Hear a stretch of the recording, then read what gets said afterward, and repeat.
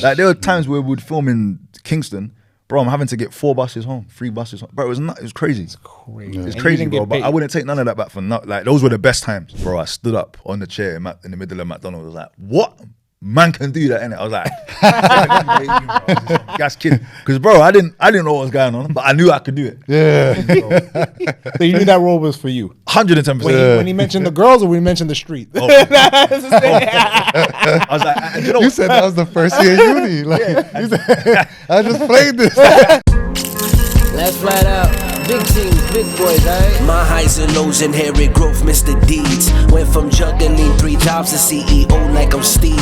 Never been a rotten apple, call me John Appleseed. That's how I bleed. God can see, no other man can judge me. Call him Mike, Mr. International, getting cream. Single mother told me worth, and now I'm worth everything. Went from Wall Street to Abu Dhabi, straight rolling in a Maserati with women that feel exotic. My life too pristine. Man, you didn't have to do them like that, man. You didn't have to do them like that. It was film day. Yeah. We gotta make a statement. Exactly. We gotta make a statement. Last What's flight out. going on, man? Let's fly out. Welcome back to the Last Flight Out podcast, part 1 of our special London edition. We're your hosts, Mike and Jay, and please like, share this video, and subscribe to our YouTube channel or to wherever you listen to your podcast. And give us a follow across all of our social media sites at Last Flight Out Podcast.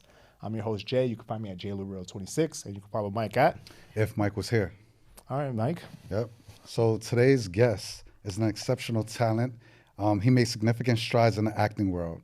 Born and raised in East London, he embarked on his acting journey at the age of 18. He studied performing arts at Chickenhead Theatre and featured in UK's first online drama series, No ID. He won Best Actor at the UK Entertainment Awards and Most Inspirational Entertainer at the Banquet Awards, both times with the only actor without an agent. He has hosted Post Malone's headline show at Electric Brixton and the Pepsi Max stage at Wireless. Additionally, he runs a YouTube channel called Hecky's Hot Seat. Without any further delays, welcome to the show, Nathan Hector. My brother. Man. Hey, that intro. Good to finally meet. Nah, love, man. Love. And just to add to that, you know, when I hit up my UK people, I'm like, who should we reach out to? Not the 2 that you know that hit you up. A couple other people was like, yo, hit up Nathan. I appreciate He's a good look, you know? Good luck. Thank you, I mean, he's a rising star. They had nothing but great things to say about you, man. So looking forward to this one. Yeah. Appreciate it, But What we normally do, we got a word association. So I'm gonna say a word to you, and then you tell me the first thing that pops into your head. Yeah. So my word association is entertainment.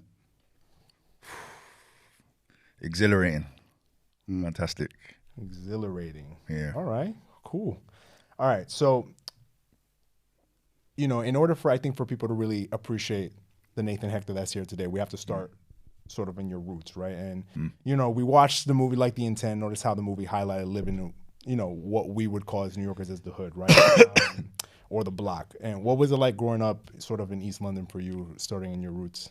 East London was cool, man. I feel like it was very mixed, a lot of different cultures. I grew up in a place called Chingford, which is like the northeast of East London. Okay. The postcode is E4.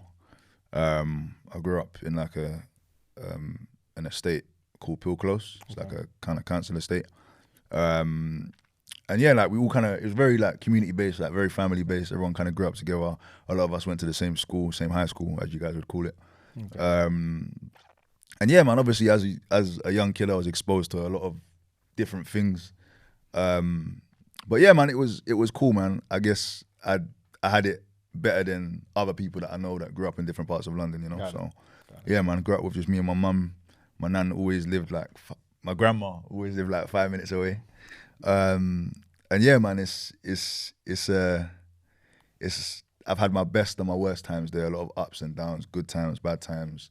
I was exposed to a lot of things. I experienced a lot of things. I found myself caught up in a lot of different situations. And that's not because I was in the streets, but that's just because of what I was exposed to outside. You know, and I always, because I was an only child growing up, I always wanted to be outside and make friends and X, Y, Z. So yeah, man.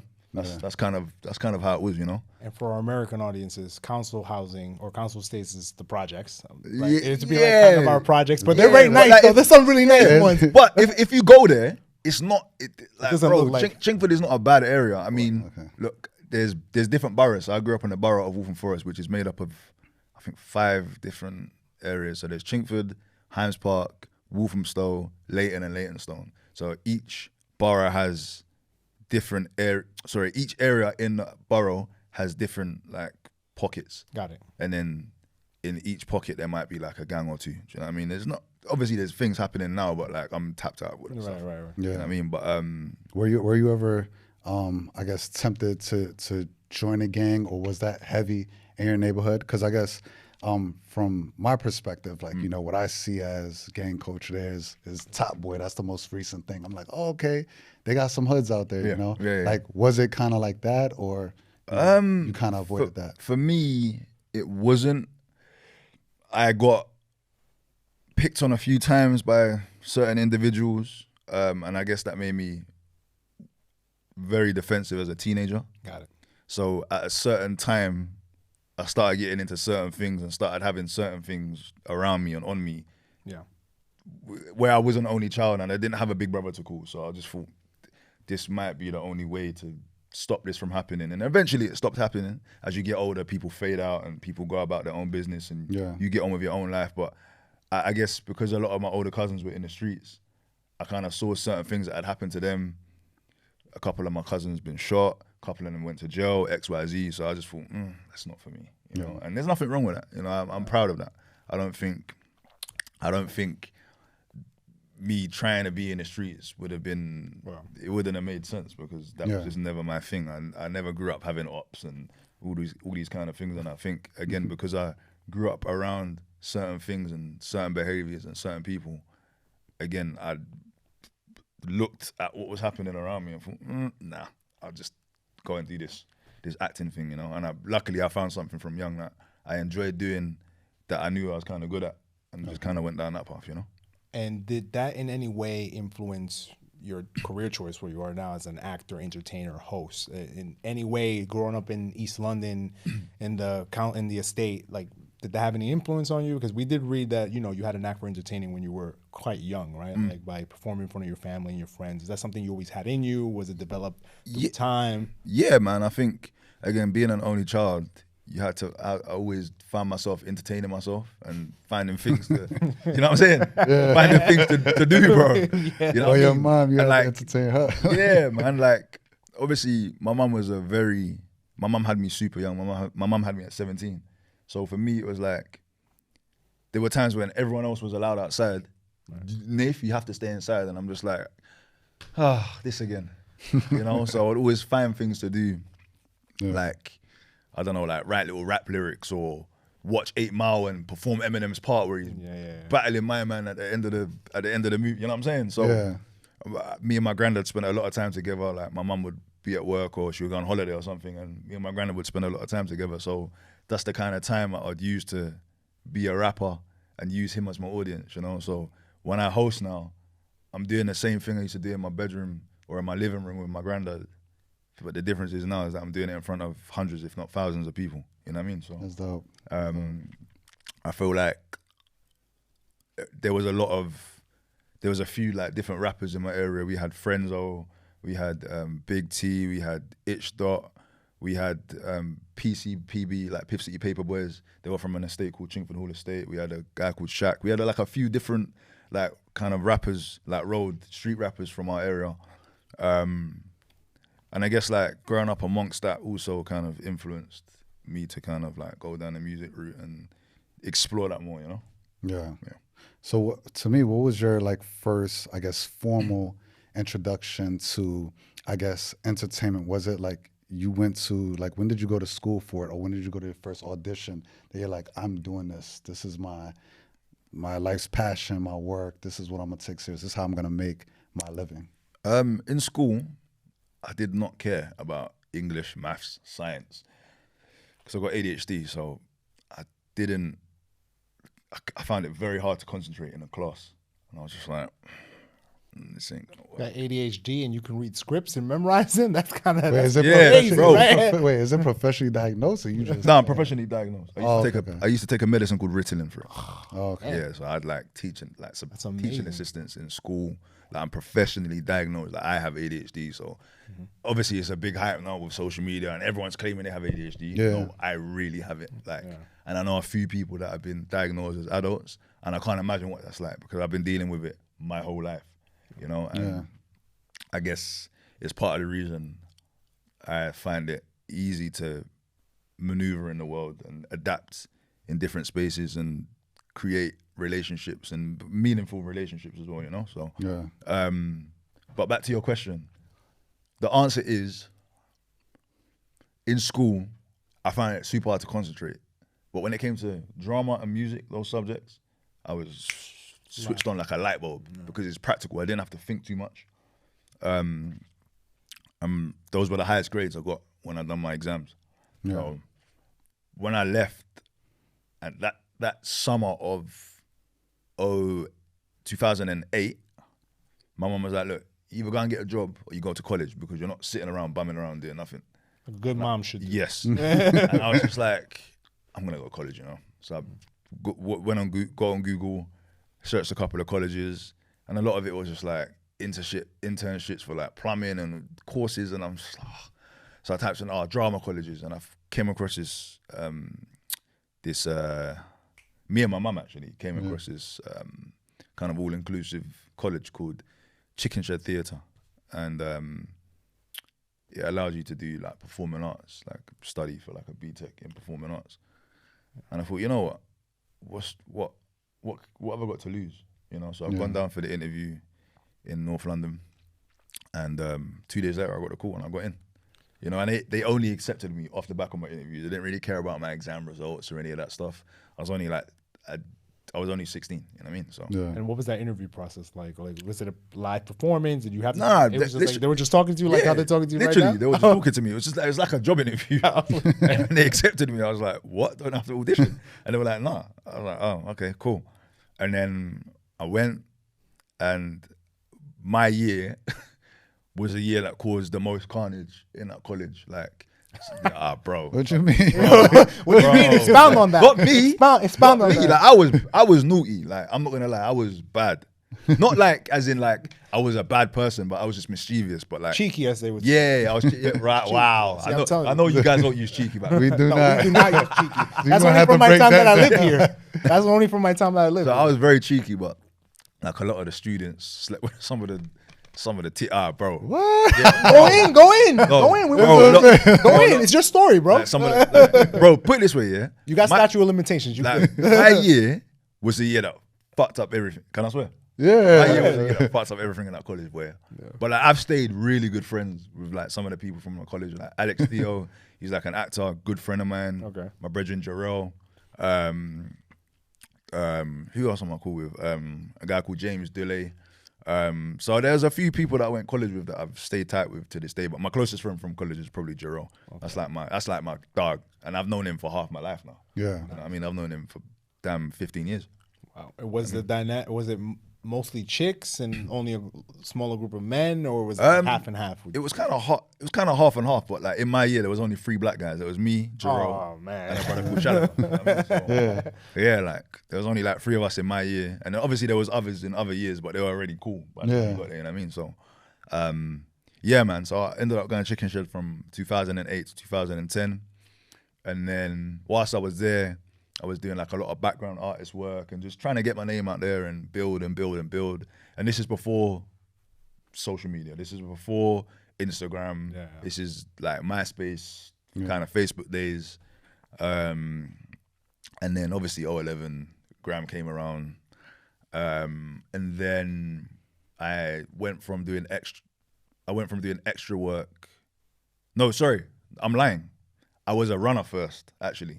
I was doing a lot of intern work on like short films and music videos and stuff like that. Serving tea. Yeah. I was like a T-boy with other actors and stuff. And that was sick because I could kind of be observing and say, okay, cool. That's how the background artists work. That's how the actors work. That's how the directors work. Kind of, you know what I mean? And while you were a runner, did you embrace that because you knew what it would pay dividends later on? 110%. Okay. 110%. And I feel like, I hate to say it nowadays, I don't want to be a runner. See all that pride stuff. Chuck it out the window. Exactly. That's what I wanted to touch upon. I think like nowadays, I think a lot of, especially in my industry too, kids want to do impactful work. They want to get on the main transaction documents or whatever it may be. But you have to do, when you're a first year or a junior, you kind of got to do the ancillary stuff. The stuff that's like really a lot of grunt work, but everybody needs to go to that path in order for you to get to a place where you can make an impact. So I'm assuming it's the same in your industry as well, right? Yeah. And it's nice to hear that people like yourself are saying you need to throw that pride out to the side. You need to pay your dues. You need to sacrifice, man. Yeah, man. And I feel like a lot of kids, it makes me sound so old. You cold though. A lot of kids nowadays, they don't want to do that because their friend over there, Billy, is becoming a TikTok star in 24 hours. Okay, cool, that's nice, but is he going to be able to maintain it? And most people can't. You know, it's a long game. It's a marathon. It's a marathon. But so I went from being a runner to an extra. And then in 2010, I used to, basically whilst I was at college, the reason I used to get a lot of these like background artist jobs was because I was on two websites called Cast and Cool Pro and StarNow.com, and you could apply for your own like jobs and stuff. And I would just apply to hundreds and hundreds and hundreds of things. And I'll just get like either air or just no, rejection, or you just wouldn't hear back. And I applied to like loads of different short films. And then in 20, I think it was like 09, 010, I feel like I was in my second year of college. And yeah, I was in my second year of college. I was about 17. I'm just about to turn 18 as well. I got a message back on Star Now saying, "Oh, yo, bro, this has been casted already, but I'm working on something else. Hit me up. Here's my number." Wow. So I called the dude. His name was Emil. And he was like, "Bro, I want you to meet me. Where do you live?" I was like, "I live in Chingford, like Walthamstow." He's like, "Bro, link me in Walthamstow." I was like, "Bro, there's a McDonald's as you get out of the thing. I'll meet you there." So about a week later, we linked. Yeah. But I didn't hear from my man for ages, by the way. So he hit me back on Star Now. I called him, and then he just didn't hit me for bro, about a month or two. And I was like, "Why did you say you was gonna what?" So cool. We've ended up meeting now. And he's like, "Look, the other thing got casted, but I've got this new thing I'm working on called No ID."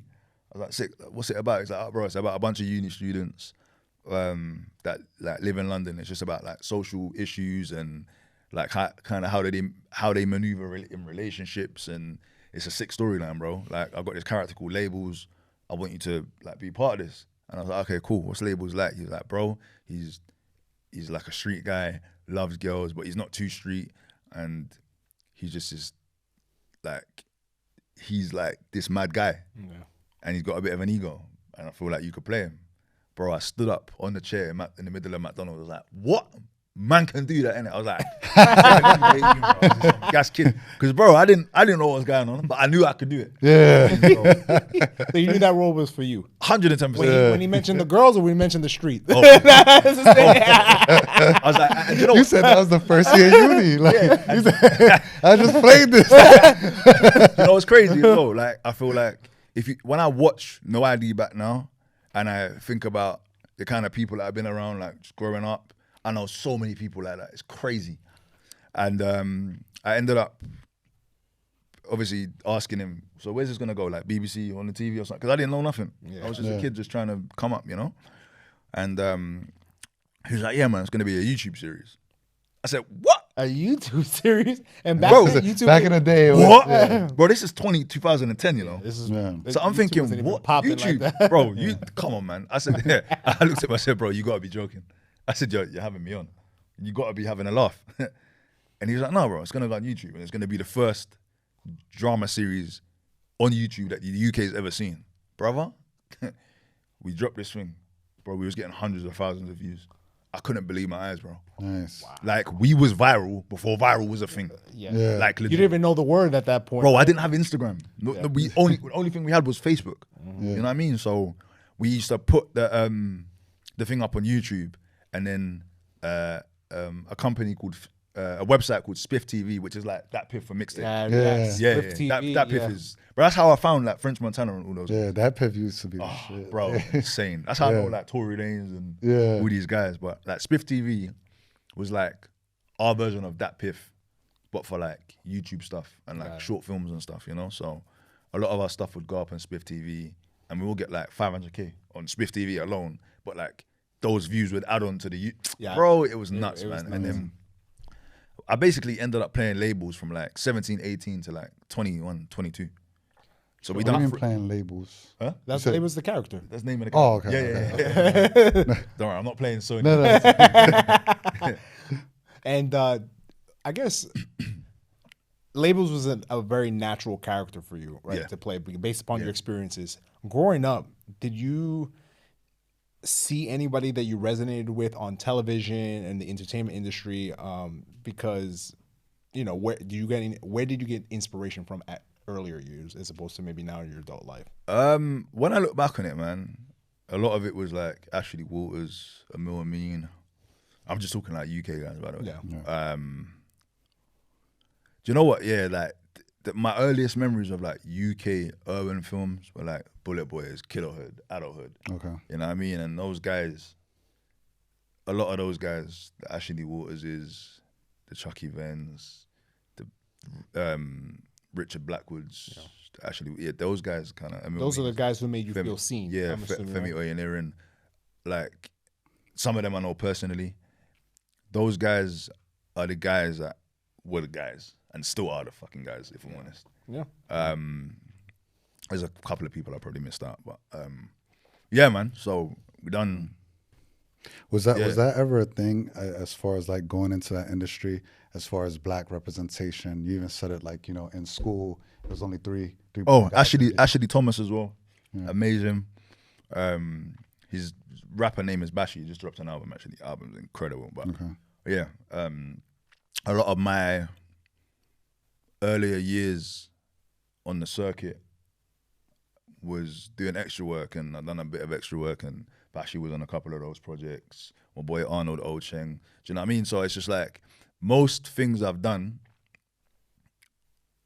To be fair, yeah, like I'd say 95% of the work I've done has been like black orientated. Yeah. You know what I mean? So a lot of the short films I've done in between No ID, YOLO Therapy, Illegal Activity, 50 Shades of Tanisha.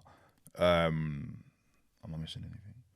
I feel like I probably missed out a couple of bits, but like I've done another short film called Melody. I've done about 6 or 7 short films plus a bunch of music videos for like different artists. A lot of it was like black directors, you know. So Sebastian Till, Sanchez Brown, Terrence A. Millsy, Alex Magagi. I feel like I'm saying his name wrong. His name's Mo Visuals, but he's dope.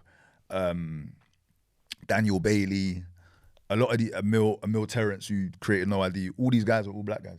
Okay. You know what I mean, so okay. And I didn't do these projects because they were black. The projects were literally dope projects. You know what I mean? But they just happened to be by young black directors. Okay. You know what I mean? So okay. yeah. So you never really felt that where there's a ceiling or you're trying to go for certain roles and it's like, damn. Nah, man. I've not fully played a street character, if you get what I'm saying. Yeah, right. Yeah.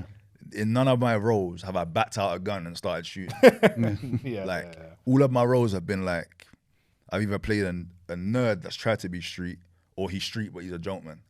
You know what I mean? Yeah, like he's a joker. He's not. You can't take him serious. Like you're not gonna take labels serious because he's not like that. Yeah. You know, he ends up getting with.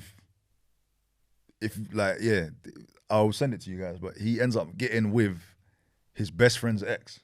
It's like it's nuts. Damn. Like that's not. Yeah, bro. Damn, I need to watch this series now. Yeah, I think the guy's labels taking was it. trifling. I think Emil's taking it down. He needs to put it back up. But yeah, man, doing No ID gave me the confidence, and it gave me so much experience in terms of like acting, and Emil's like family now. You know what I mean? He's like my friend in my real life. He gave me my first shot ever behind the camera, and I'll forever be thankful to him, man, because he gave me the opportunity of a lifetime at that time. Yeah. You know, I was 17, turning 18, about to come out of college, and then I do this YouTube thing, and like, bro, I still get clocked for that. I still get recognized for that now. Well, that was that's 14 awesome, years bro. ago. And again, when I talk about the long game, these are the kind of things I'm talking about. Obviously, you don't know what's going to happen and you don't know where things are going to go. And that's why when it came to the third series, I was like, and Emil wasn't sure whether he wanted to do it. I was like, bro, are you crazy? We're doing this. Look at what you created and had me part of, you know. And It's like the I think that Degrassi. with all this social media stuff now, it's easy for people to get caught up in the hype. But I feel like people need to do their research, bro, and tap into what it was before. And I think, again, it gave me confidence because it allowed me to travel to different areas I'd never been to before. We filmed in a place called Kingston in Surrey. We filmed in like Stratford. Obviously, I'd been to Stratford plenty of times, but like I'd never had reason to go there until I was filming No ID. You know what I mean? We filmed in a place called like Stevenage, Hatfield, which is like out of London. We went to so many different areas. We never had filming permission. It was whack out our camera, read the script, and just do it there and then. It was madness. Talk about And we done it real with bare no bones money. budget. We done it with no money, bro. Like, Damn. there would be times where we'll film from 7 p.m., 6 p.m., and we know that we missed the train or something. So we just camp out wherever and just go wherever and just chill for the whole night and just get night buses home. Bro, it was nuts. Yeah. Like, there were times where we'd film in Kingston. Bro, I'm having to get 4 buses home, 3 buses home. Bro, it was nuts. It was crazy. Crazy. It's And crazy, you didn't bro. get But paid. I wouldn't take none of that back for nothing. Like, those were the best times. Yeah. Those times were the best times, bro. Yeah. Because it's just like we're all here doing something out of love. That you and love, yeah. And Love and passion. yeah, man. So you didn't get paid for this at all. This was all for the No, resume. no ID. I did not receive a penny. The first paid acting gig I ever got was in 2017. Wow. 2017. So from And that was for the Intent 2. Intent 2. Yeah. Wow. So that 7 years and you were basically didn't. Yeah, obviously act- I had jobs. You and had stuff. jobs. Yeah, No, yeah, it says yeah. 7 you had jobs, but you weren't getting paid for that, basically. No, I won't get paid for the acting. No. Wow. That's the long game for sure. But now look at you, man. You're on I'm trying. We're trying. You were trying here. trying, and man. did you ever what was your experience with I guess I want to call it British Hollywood? Like, did you ever feel like you were typecast, or did you feel like you had the same opportunities like maybe non-POC or white actors? If you had to like give I was your own- typecast. Not really, man. Okay. Because I haven't hit mainstream TV. Okay. I haven't hit, like, I'm not in any of the Top Boys. I'm not in Super, so I'm not in any of these things. You know what I'm saying? A lot of people that I know are in these things and they're killing it. They're smashing it. Right. You know what I mean? But I don't feel like I've been typecast. I just feel like I haven't had my moment yet, like I've arrived moment. I feel like I've done a bunch of things that have led me up until the point I'm at. And it's easy to feel disheartened when you see people come into the game and they just quote unquote fly past you, but that's their moment. That's their time. Do you know what I'm saying? Yeah. God is not going to put something in front of me that I can't handle. You know what I mean? Again, acting is something that you can kind of blow up at any time. Yeah. You know what I mean? I think like rapping, trying to start a rap career at 40, I don't know. It's a bit nuts, innit? Yeah. It's You do crazy. it though. I think it's never Could do too it, late. though. Wait, Hope did it. Talking about Hope started rapping at like 30 something. He was Yeah, but rapping when he was people need to selling stop crack, using it as bro. a benchmark because, bro, the success rates are way younger now. Yeah, exactly. When people say, "Oh, Hov didn't drop his first big man," that was 20-something years ago. 1990s and stuff like that. That shit was acceptable. You try to do that shit now, bro. Gen Z will just light your ass up, Gen Z's unforgiving, bro. bro. Gen Z's unforgiving, bro. Like, Bro, I was like, damn, they critique heavy. heavy, bro. But yeah, we started filming the first Intent movie 10 years ago this year. 10 years ago this year, yeah. 2014 we started filming it and then we released it 2016. How did that opportunity come about? Because I actually watched the movie. It's actually good, Mike. You should watch it. Yeah. So I as a young actor, I used to go everywhere and just try and make connections and try and make my own way, man. I didn't have a blueprint, you know what I mean? So I saw Femi, who's one of the writers, directors of the Intent, Femi Oyeniran. That's like the big homie, man. That's like big bro, you know? And he was in a film called Kidulthood, which is a classic here. That's like what Boys in Hood is to LA. Okay. What's it called? Kidulthood. Kidulthood? Kidulthood. So there's two of them, Kidulthood and Adulthood. Oh, okay. And Femi played a character called Mooney. And the first time I met him, I was about 18, 19, and I saw him and I ran up to him on Oxford Circus. I was like, what? Femi, innit? Hey, my name's Nathan Hector, I'm an actor. Wagwan, bro, you good, yeah? And just kind of just was bare in his face, bro. And he was just, he's told me, he was like, I was thinking, bro, who is this kid? And then I kept seeing him. Yeah. You know what I mean? I've just been banging on the door. Man. Yeah, bro, banging on the doors, bro. And like, I just wouldn't go away, kind of thing. And then Nikki Slim Ting is like the other half of the intent, and our brother Victor as well. R.I.P. Victor. Victor actually was, I think he was the writer or director of a series called Venus versus Mars, which was like another. There was like a bunch of other online series, by the way, like Venus versus Mars. Was it called Not Brotherhood? Oh my God, what was the series called? My boy David Avery was in it. It was something to do with brothers, but and then there was a series called All About the Mackenzies and some other stuff. But Victor was the writer. I think he was the writer and director or the producer of Venus versus Mars. And my cousin Letitia was the lead role in Venus versus Mars. She actually played Venus actually.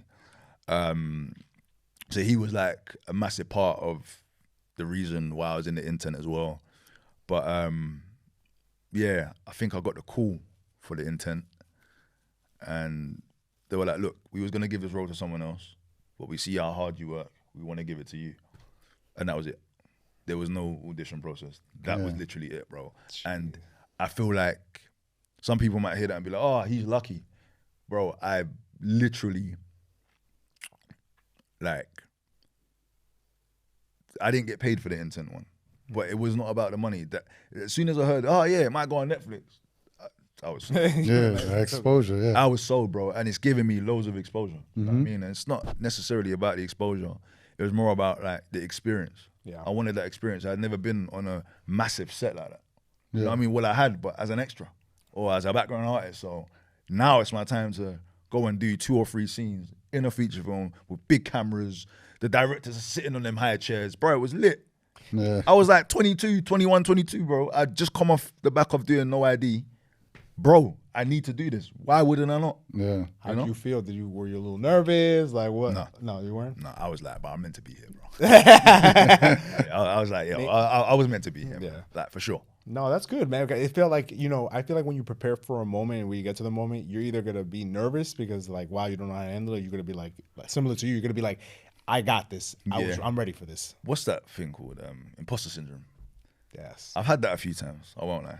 I've had it. I think we all. But I think the nerves is natural. It lets you know like you're in the moment. I think Andre 3000 says something like that. Like he still gets nervous when he plays in front of a big stage and all that. And it's just lets it's him hard know not to because you care. You care, and they want you to do well, and you want them to want you to do well. Yeah. And you want to do well for yourself ultimately, right at the end of the day. Exactly. But yeah, man, intent was dope, and then. But you just recently did a theater debut, Table for One, right? Yeah. And Greenwich Theater. And was that going back more to what your natural habitat is, or was that more of a first time thing for you? Yeah. Well, to be fair, look, Chicken Shed was all about theater and physical movement and dancing and all that. I can't dance for shit, but you make your mom not proud with that. Yeah. Do you know what? I can't dance, but at every family function when I was a kid, I used to whack my hat off like Michael Jackson and do the you know what I'm saying? Yeah, man. But Table for One was an incredible experience. The last time I done theater was 2013, 11 years ago, and it was with a brother called Daniel Bailey, who is a good friend of mine now, and he actually put me in a show called Covered 11 years ago, around this time 11 years ago. And he's just done something. He's just done a play called Red Pitch. And it's funny because the actor in Red Pitch is one of the main actors was a guy called Kedar Sterling Williams. And he was a lead role in a film that I was an extra in called Shank years ago, like 2009. World small. Bro, it's small world. But Kedar's smashing it. He's like a lead role in a series called Sex Education on Netflix. He's killing it. Killing it, man. So I hadn't done the theater since then. I'd done just kind of a lot of film stuff. And I was like, I don't know if this is for me, if I'm honest. What's the difference too between theater and film? And theater, I guess you can't really mess up because you're in front of a live audience. Hell no. And if you mess up, you need to correct it fast and improvise on the spot, because they realize that you have messed up. It's wrap. You lose the audience, right? You're cooked. Yeah. It's over with. And does it happen a lot, or? I mean, it's never happened to me. I mean, nah, it didn't happen to me, and obviously it's happened in the world. Yeah. Of course. Or have you seen Can happen to someone anyone. mess up but then recover, and it's like, oh, okay, that was Yeah, cool, I had but- me. Oh, In table for one. But like, it wasn't really a recovery. I just missed out a line. But the audience didn't know that. Yeah. You know what I mean? But basically, how that even came around was like, the Wright brothers, Ty and Shex, they had followed me during lockdown. I followed them, and they were in the middle of like doing another play, and they were like, "Yo, we've got something for you. We're gonna hit you." And then lockdown happened, and I was like, "Oh, okay, cool." And I didn't hear from them, so I was just thinking, cool. So I unfollowed them. I can't lie. No, I took it personal. You took it personal. I got Look, best. he like you. He's like you. I be doing that. I was like, I don't hear back. back. Shot me and just So right, like, yo, and I'm I feel like I DM'd them and it just said "seen." I was like, bro, Yeah. unfollow, bro. I'm like, come on, And like, then they yo, hit, and then they hit me. I was like, oh, it's time for me. Follow back. follow back. They didn't notice the unfollow the first time. Yeah, let me follow. But they know this. They know, they said that they know this. I told them this. And then they were like, look, we got this script that we've written called Table for One. This is what it's about. Can we send you a script? I was like, yeah, man, just send it to my agent, and then she'll send it to me, and I'll read over it. Bro, within the first, when I got to page 3, I was like, I'm doing this. And my character was in that first scene. My character's name's Jonathan. Yeah. And he is like an exaggerated version of Labels, but he's just works for Deliveroo. It just keeps getting better and better then. So I got to page 3. I called my agent. I was like, I'm doing this. She's like, oh, but you just started reading it. I was like, I know, but you're going to call them. You're going to tell them I accept the job, that it's done. There's no going back. Yeah. You know? And so we started the rehearsal process in March. We was rehearsing every Monday. And then when we got to June, we was rehearsing every Monday and Tuesday. And then I think by the 3rd week, I was off book. Like I knew my lines by the 3rd or 4th week. And then, yeah, man, it was an incredible journey, man. Ty and Shex are like, bro, what they're doing is incredible, especially for like young black, like theater, bro. It's great.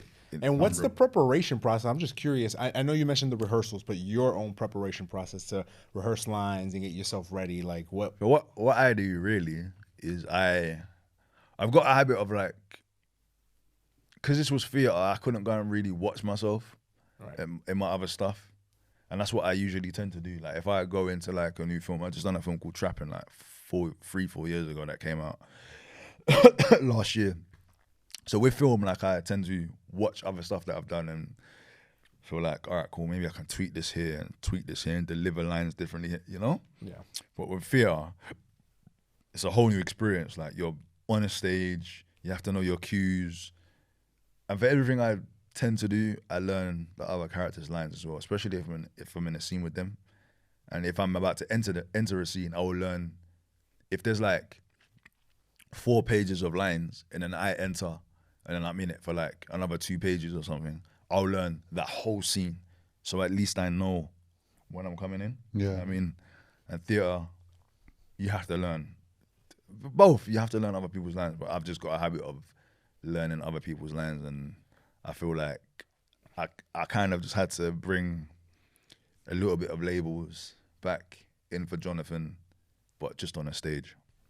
You know, and Jonathan was very much, he had a sentimental side. I think Labels was just an outright prick. That's crazy. Yeah. And like, I guess it's sort of like, it sounds like you're kind of like a quarterback because you kind of have to know everybody's lines. It's like very similar to preparing for like a podcast almost, not in the same way, because there's certain things that Mike will key on, there's certain things I'll key on, and we have to kind of split the work that way. So I kind of have to know when I kind of come in, and the same for him. So Yeah. I know going through at least one other question to piggyback on that. So when you're, I guess, auditioning for a scene and you're preparing, how do you deal with a rejection after that? When like I don't. I just keep it moving. Like, it's just part of the game. I feel like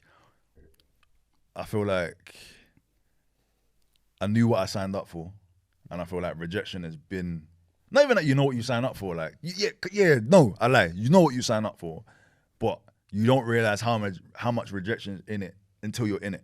You know what I mean? Yeah. Like, people think it's a walk in the park. Like, yeah, I'm just gonna audition and become a star. Big man, you must be smoking high grade or something. 'Cause it doesn't work like that, mate. I don't know what top shelf people be smoking. It doesn't work the way people think it does. I feel like it's I don't really deal with rejection, man. I just keep it moving. I'm just like, okay, cool, bro. You don't want me, on to the next. You know, it's has it fucked with me mentally? 110%. But then you just brush it off and you keep it moving, man. You know, it's part of the game. Rejection's part of life. It builds character. You're gonna fail and fail and fail and fail. It's fine. Just be a student. It's all right. It's actually okay. Yeah. I think people are afraid of failing. Yeah. And I'm just like, this game, it's like a circus. It's like high school. You can't take it so serious and make it your whole personality. Like, I've got a life outside of all this shit, and I'm just like, it's fine, honestly. Like, I don't mind getting a no, because somewhere down the line there will be a yes, and when you get that yes, that yes will last for a long time because you've got so many no's. You know, you gotta make it, create your own luck. So what made you now? Because you talked about the younger generation that happened on TikTok and all that, but then you kind of branched off. You got your own YouTube, your own YouTube show and all that. So like, where did that come in, or the hosting or the content creation? The content creation. I'll talk to you about both. All right. Do you know what, bro? Like, I think it got to a point within my acting career that I was just like, you know, I want to try some other stuff, because no actor just acts. No rapper or artist it don't go like that. You know what I mean? J-Lo's one of the biggest selling female artists of all time, but the woman's in Made in Manhattan and like loads of other movies. Yeah. You know? So I just thought, you know, let me try my hand at some other stuff. And it got to 2016 and the internet just come out. And I was like, you know what? I want to try this hosting thing, you know. And by that time, I'd already known a lot of artists. You know, I know a lot of rappers and whatever else. And I ended up at my friend Gecko's show. And I don't know what came over me, but somehow I ended up backstage, and I asked his manager, Shaz, if I could host. And he was like, yeah, man, we got a host already. I was like, yeah, well, I'll be the second host. He's like, I'll be the second host. And a guy called Mike's Comedy, hilarious by the way, Mike's Comedy was hosting. And I ended up hosting, and that was it. I was like, yo, this is nuts. Wow. Because you don't know you could do something until you do it. Yeah. You know what I mean? I feel like people have an idea in their head of them doing something, and then sometimes when they do it, they don't do it the way they felt like they would do it in their head. But I knew I could do it, but I didn't know how well I could do it until I did it. Yeah. And then like, when I'm on stage, I'm realizing that, bro, like, I know when the beat's gonna drop, I know the lyrics, I know what to say, when to say, and obviously as time has gone on, music has changed, and I've got better and better and better, and I performed on hundreds of stages around the world. So now I'm just like, yo, yeah, Okay. what? Felt natural to you. Broski, are you mad? What? Why wasn't I doing this before? That's what I was thinking. But like, again, I came in at a time where UK music changed forever. Like, so many artists came through in 2016. Western, Fredo, Belly Squad, Notes, Kojo Funds, Young Bane, D-Block Europe, NSG, Hetty. Heady One, Pancho. bro. The list is endless. Some guys I listen Be to. Young, I like do you know what I K-Trap mean? now. K-Trap. Nams. So like 2016, 2017, all of those artists, bro, the scene was on fire. It was a different time, and I feel like what I was bringing at that time, no one else was doing. You know, I'm not saying other hosts don't do their thing and weren't doing their thing. I'm just saying the energy that I was and still am bringing to those stages. You know what I mean? So I don't like to give the UK a lot of credit, but you guys got the drill game. you separate, innit? Bro, Shout out to Cons Hill, man, Yeah. and Axel and all those bros. Bro, the UK drill scene Mad. is great. When I was living here, every club I was Crazy, going to, if it was in drill, I didn't want to be in there, bro. Insane, Like, bro. 6'7", Dimsy, LD, mate. Different level, mate. Lowski, all those guys, all these guys, K-Trap, bro, incredible. Yeah. So good, man. and it's crazy because it's a good beat where you can turn up to, but it's actually like pretty lyrical. It's not the typical. Even what Tion Wayne and Russ done with like Body, man. Yeah, bro. Number one, single, drip, huh? Who's the hottest artist out here?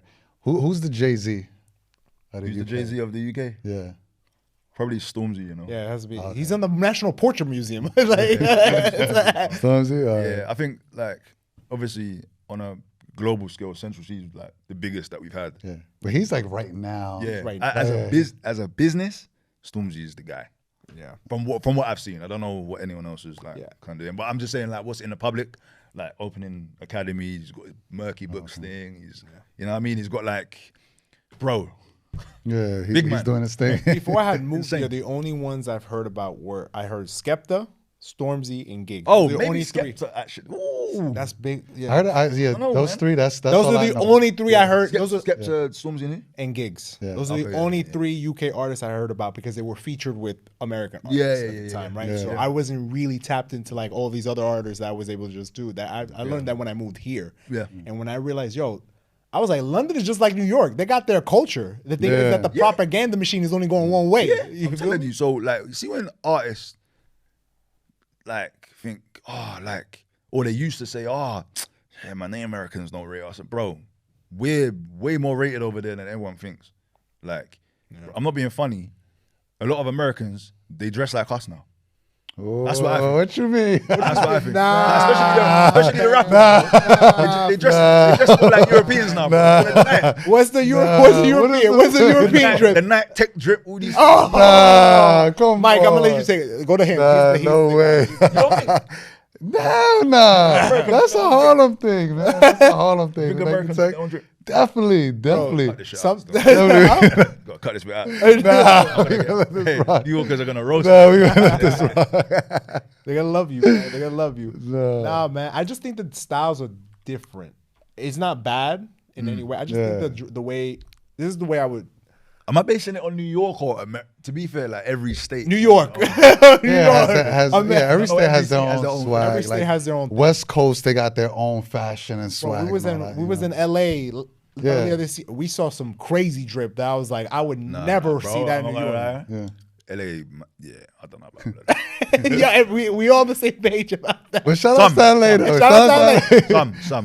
Shout out to LA. No, shout out to all the people we met in LA and we love Yeah, it. but it's just a not different my- it's just culture. Different It's a different culture. culture. It's a different culture. I find that insane, you know, that you guys live in one country, but then two different states have different cultures. What? Opposite sides. Yes, That's yeah. crazy to me, Yeah. you know. So it's wild. In the UK, everything's pretty much kind of the same. Like in every major city, like from Birmingham to Manchester to Leicester to Is it the London. same?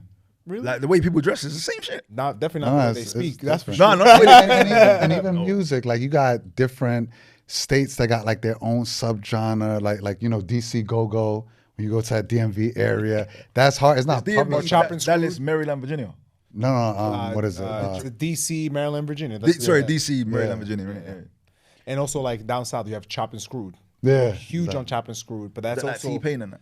no. That's like when they chop it and they. I'll play it for you after this. It's like when Is that it's like like slow it super down? slow. slow it down yeah. because it's supposed to be when you're drinking lean. It's supposed Is that to. like Missouri, St. It's Louis? a Robitussin, Sprite, Jolly Rancher. Like it's supposed to heighten the effect of the sound when you're listening to that. that's super- That's that I super know what you're southern talking stuff, about. right? I feel like Tory Lanez just tapped into something like that. No. But no, the hosting, bro. after that first show, I went home and I was like, okay, there's a gap in the market here. I could definitely cut through and make some noise and continue the Nathan Hector brand, but just doing other things. Okay. And I just went on a crazy run, man. I toured with D-Block Europe twice. I toured with Chip.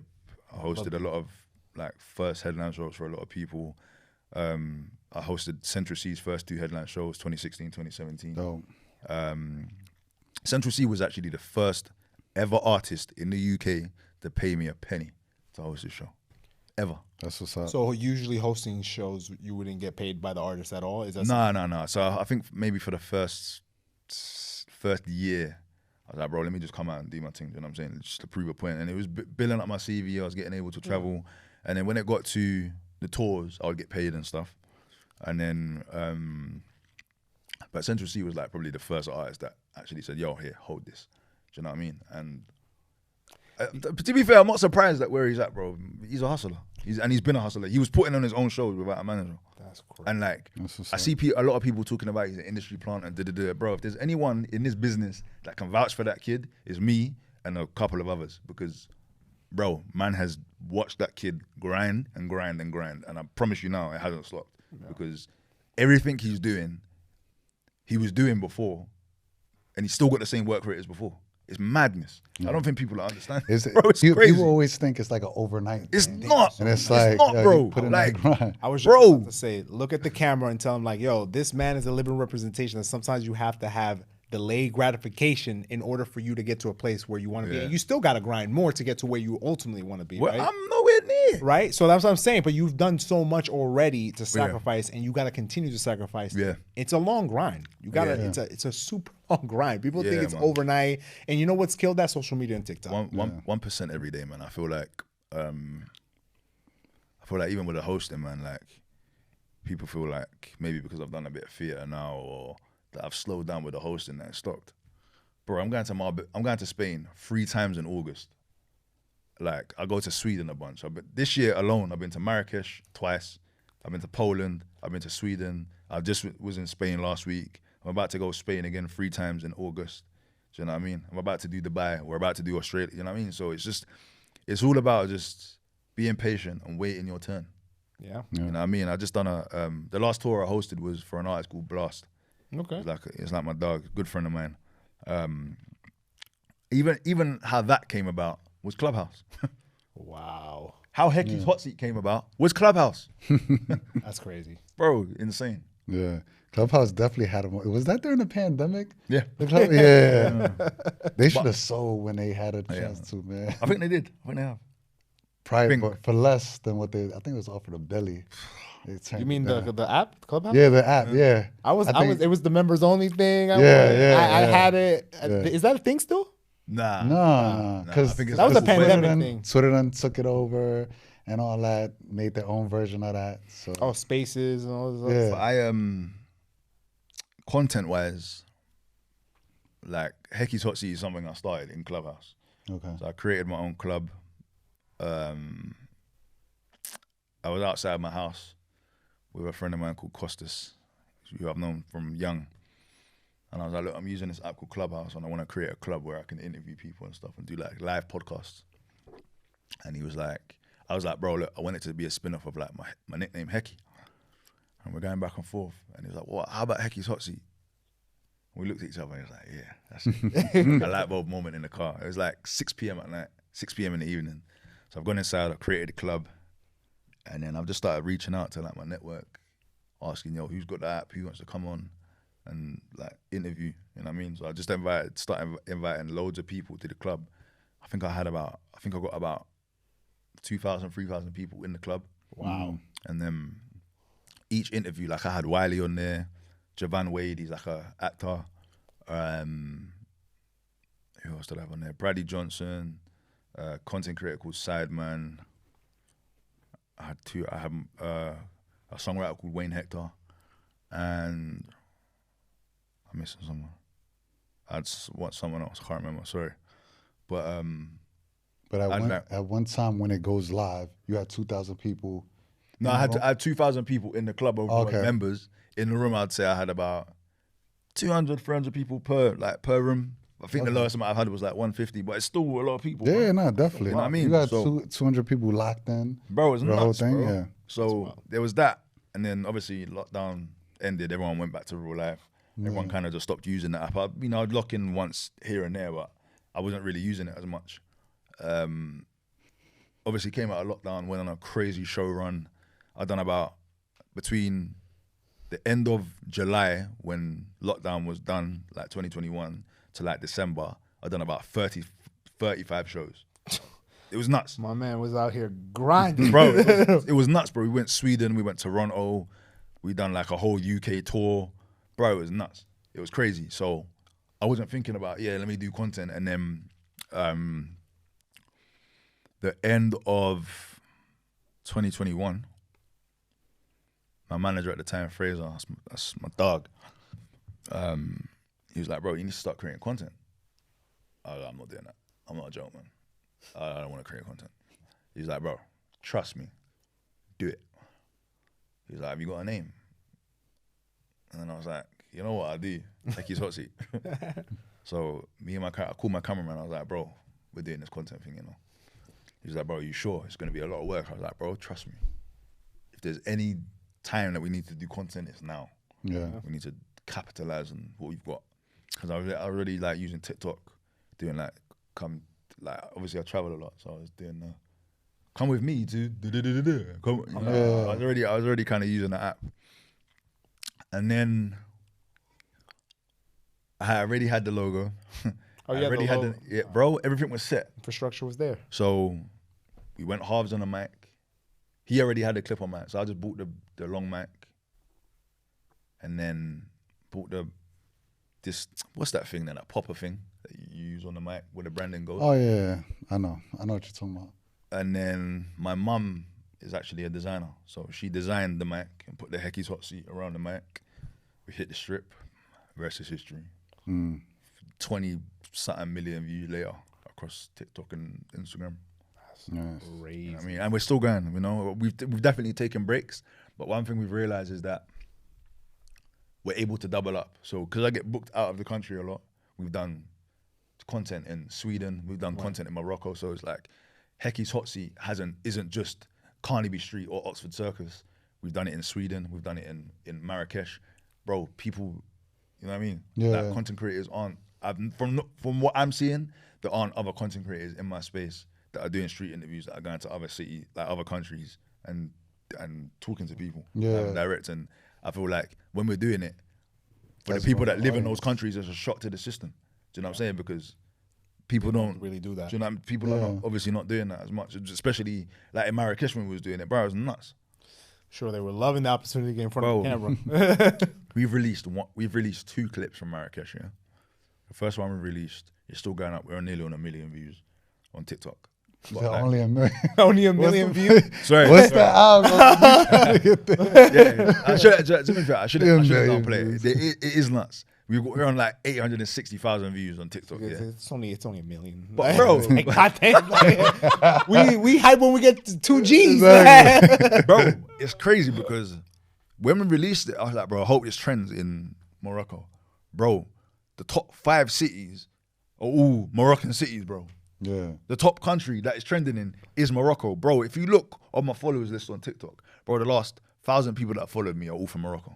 It's nuts. That's how it goes, bro. That's It's how scary. Love, yeah. It's scary. It's man. mad, bro. But like, we make it like that. So even like our Swedish content, like the top 3 cities are like Stockholm, Gothenburg, Malmo, and then like the top city for that video is Sweden. So the top country for that video is Sweden. You know what I mean? So obviously we do the hashtags and all that, and then it ends up trending in the place where it's filmed, exactly where we need it to. Yeah. You know what I mean? Pretty fire. That's dope. And I guess 2 more questions. You can ask the last flat out one. Yeah. If you can go back and talk to your younger self, what advice or encouragement would you give to yourself? Knowing everything you know now, content creation, hosting all these big shows, being in theater, being on films that have hit Netflix, what would you go back and tell yourself before Chicken Shed Theater, all that? Oh, before.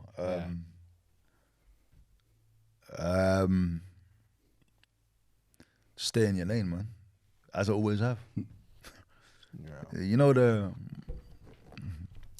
greatest thing about being in your own lane is there's no traffic. You're in control. I mean, Yeah. just stay in your own lane, do your own thing. And I feel like something I know you didn't ask this, but something I'd definitely tell my oldest self, especially like from my 20s, stop being a people pleaser. Let people be how they want to be, because you can't control it, you know? Some people will turn your back on you for no reason, and some people will turn their back on you because they're just jealous and envious of you, even if they've got more than you. You know what I mean? Or they appear to have more than you, they might be jealous of you or envious of you, and have some sort of discernment or disdain towards you, and you don't know what it is, and they won't tell you. So they will just ignore you, or they'll just act funny towards you. Let it be. Yeah, That's what it is. But I'd say to my younger self, stay in your own lane. Yeah. And at the end of the day, it's you know, you have to be happy with yourself. You gotta look at yourself in the mirror. You gotta sleep at night. So as long as you know you're doing the right thing, and you're following your path, you're aligned to yourself, man. That's what really matters. Fact. Yeah, absolutely. And I think even with this podcast, we're building it. And I think over the last year, I think people, when we started this, people were trying to put ceilings on us, and we've been blowing past them because of the amount of work and the grind that we've been doing. You guys have something great here, man. No, I appreciate You that. guys have something fucking great. Honestly, like trying to just get your story, because I think what you're doing is actually incredible, because it's a testament to show that perseverance, consistency, having a good work ethic, those are characteristics that anybody can build, right? Yeah. On top of that, you have a natural knack for acting, and you also have natural ability. Yeah. But that natural ability is being sort of nurtured because of everything that you put behind it. Yeah. And I think that's the story we want to get out to people. Yeah, man. I think for me, bro, it's just like, am I where I want to be? No, but like, I'm where I've worked hard to get to, and that, for me, that says something, man. That stands for something. I feel like too many people are looking at other people and what they're doing and trying to be in other people's shoes and trying to be everyone else. Bro, just be yourself. It's all right. Yeah. Like, it's actually okay. Be yourself. Go at your own pace. Stop comparing yourself to XYZ over there. You don't know what that person's done to get there.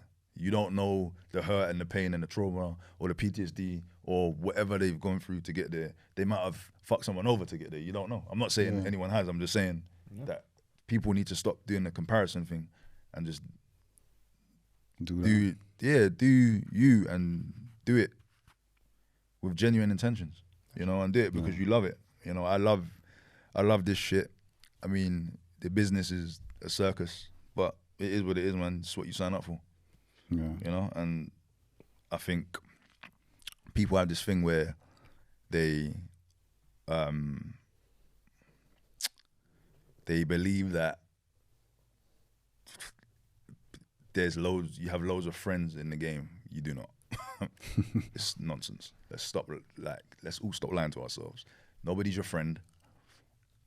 Like, have your friends in your real life and have your associates through business that obviously the way you share the same thing, but I can never be friends with someone just because they do the same thing as me, because they could be a complete prick. Yeah. You know? But that's just me. I'm just talking for me, you know? And I'm not saying I haven't met great, amazing people that have become my friend in my real life through the business, because I definitely have. But that's one thing I've learned, like, as I go on and delve further into this thing, is that there's very few people that are my actual friend in my real life, you know? Yeah. It's tough, man. That's what it is, yeah. And it is tough, man, because you wanna get along with people, you know, and you wanna I guess make friends in the business that you're in, but then people show you different sides to them, and people act fake. Like, people when people are coming up, they want to be cool and they want to be blessed with you, and everyone's your brethren when they're coming up. But as soon as they get into a space where they feel like they're being accepted, they don't want to know you anymore. Yeah. You know? And to me, that's fake, super fake. But again, that's just my opinion. It's business at the end of the day. It's all business. So part of our show, you know how we end the show all the time, we asked our guests what is their last flight out, and that means what is that pivotal moment in your life that you took that if you didn't take that risk or that chance, you wouldn't be here today, you wouldn't be where you're at in your career. What is your last flight out? My last flight out was summer 2008. and my mum gave me an ultimatum. She said, you either go and get a job or you go to college. And I chose to go to college. And of course, I've had jobs since then. But I feel like if I didn't go to college, I wouldn't have been able to do the background artist work and be a runner and be in that performing arts environment, you know? Yeah. And big up to my mum, man, because she pushed me and my nan, they both pushed me to go. And I feel like just saying that, man, like if you've got people that believe in you, like stick by them, you know? And I'm not saying that my mum and my nan have always believed in what I do, because I'm the first in my family to do what I do, like on my side of my family, you know? So I wouldn't I'm not gonna lie and sit here and say, my mum and my nan have always encouraged me to be an actor and be a host, because most of the time they don't get it. Do you know what I mean? Yeah. Now they get it, Yeah. kind of thing. But like, nobody said, yeah, Nathan, we really want you to be an actor and we really want you to be a host and create content and all these things. Like, that just wasn't the case, you know? And of course, they've always stuck by me and supported me, but they didn't push me to have this career. It was kind of a choice. Yeah. I felt like I've had no choice because I didn't want to go and do corporate world. It just wasn't my thing. Yeah. You know, so. You made the right choice in life. I hope so. I hope so, man. And I hope so. thanks for the last flat out moment. So, two things. Any final thoughts or messages you want to share with the audience, and also where can they find you? Any upcoming projects that you have working that you could talk about publicly? I've got no up and coming projects, bro. Okay. To be honest, I don't. I'm just back in the audition rooms. Finally got an agent. Congrats. I'm gonna be creating a lot more content. Do you know what? I do have an exclusive. Table for One tour next year, inshallah. That's what's up. All right, cool. Yeah, man. Inshallah, man, we make it happen. But shout out to the boys, Ty and Shex, man. You can find me on Instagram, Nathan Hector, on TikTok, Nathan Hector __. Loads more Hecky Hot Seat content on the way. Catch me in Marbella, Spain, Club Tibu. It's about to be a Might have to pull up. we had to Marbella. Your last flight. Marbella. August 8th, August 15th, and August 28th. I'll be in Spain. Got some dates up in Sweden coming up. Got some dates in Toronto coming up. Got some dates in Poland coming up, and Copenhagen, Dubai. By the time this drops, Oh, for real? I've never been to Dubai. you're going to. When he's you about going to Dubai? I'm trying to go like October, November times. All right, when you go, hit me up. For sure. For sure. All right. So Yeah, man. thanks a lot for that, Nathan. And please, thanks everybody for tuning in. Appreciate you guys. Please subscribe to our YouTube channel and hit the thumbs up button, share this video, like the video. You can find it. You can find me at jlubriel26 across all of my social media accounts, and you can find Mike at. If Mike was here. And So. see everybody next week, same time, same place. Follow them. Yes. Don't play yourself. New York. Listen to the man. Peace. Peace. Thanks a lot, man. That was good, man. Sick, bro. My life too pristine. Man, you didn't have to do them like that, man.